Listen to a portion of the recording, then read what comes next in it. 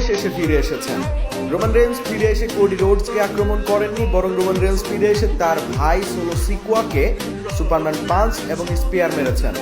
বিশেষ করে দেখা গিয়েছিল কোডি রোডস যে সময় টপ রোপের ওপর থেকে সোলো সিকোয়াকে আক্রমণ করেছেন, ঠিক সে সময় রোমান রেঞ্জের থিম সং বেজে ওঠে এবং রোমান রেন্স রেসেলমেনিয়ার পরে ফাইনালি তিনি ডাব্লিউডাব্লিউতে আজকের সামার স্ল্যামে ফিরে এসেছেন এবং ফিরে এসেই তার ভাই সোলো সিকোয়াকে সুপারম্যান পাঞ্চ এবং স্পিয়ার দুইটাই মেরে দিয়েছেন।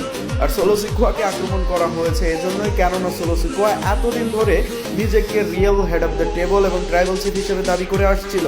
তবে রোমান রেন্স তিনি যে অরিজিনাল ট্রাইবাল চিফ সেই বিষয়টি আজকে প্রমাণ দিয়ে দিলেন। তিনি এসেই সোলো সিকোয়াকে সুপারম্যান পাঞ্চ এবং স্পিয়ার মেরে সেখান থেকে চলে যান। এরপরে কোডি রোডস সোলো সিকোয়াকে পিন করে সাকসেসফুলি তার আনডিসপিউটেড টাইটেলটি রিটেন করে নিয়েছেন এবং রোমান রেন্স সেখান থেকে চলে গিয়েছেন। Welcome back my tribal chief.